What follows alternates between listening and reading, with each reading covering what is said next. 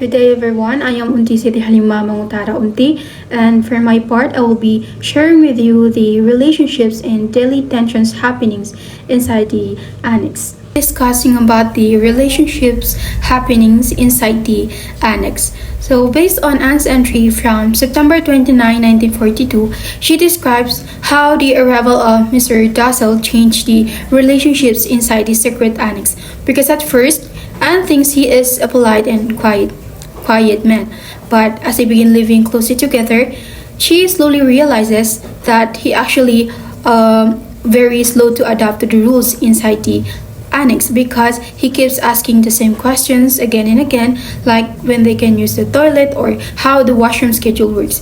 And because Anne is already under a lot of pressure or stress, that became irritating to her. Another big challenge for Anne is sharing her personal space because knowing her room is already small and now she has to share it with a stranger, which is Mr. Tassel.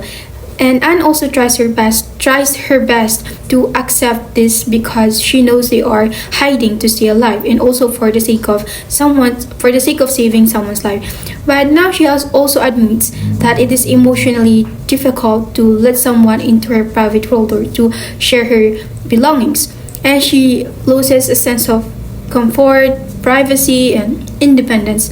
So the relationship also among everyone inside the annex are also affected by the frightening news that Mr. Dussel brings from the outside. He tells them about the arrest of Jewish families, neighbors, children, even entire communities being taken away. And hearing this creates a tense and fearful atmosphere inside the annex because everyone becomes more anxious and worried about their own relatives or their loved ones.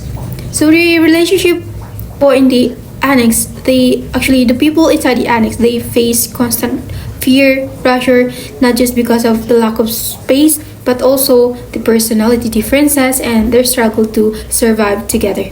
Now let's talk about the daily tension happenings inside the hiding place. So during this time, the tension outside the annex, it grows stronger. It grows stronger every day. And Anne also describes how especially at night, green and gray military trucks would patrol the streets. They would knock on doors and ask if Jews lived there. And if the answer is yes, the entire families will be taken away immediately. And Anne also writes about how she sees long lines of people, children, elderly men and women, even pregnant women being marched away by force. And because of this, terrible events, the people inside the annex, they live in a constant fear. Every noise from outside, every footstep in the street scares them because they know the same thing could also happen to them at any moment. This silence becomes part of their daily life because making even small sounds at night would put them in danger. And aside from fear, Anne also carries a heavy guilt. She writes that she feels weak, sleeping safely in a warm bed, while her Jewish friends outside are suffering, starving, exhausted, or they are being taken away.